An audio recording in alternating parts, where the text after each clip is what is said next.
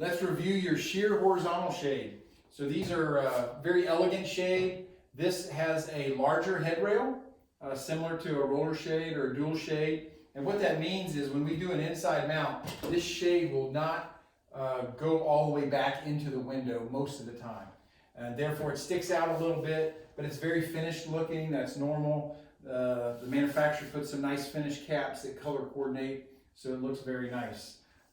You'll also see on this shade there is a gap between the fabric and the drywall.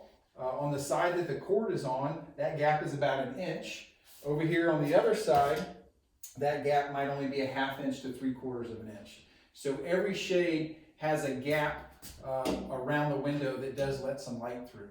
Okay, so this shade will sometimes have bugs that fly in. Okay, and so that's normal. They're going to get in different houses, different times of the year. The easiest way to get that out is to get a can of compressed air, the kind that you blow your keyboard off with, and you can just shoot that out, okay?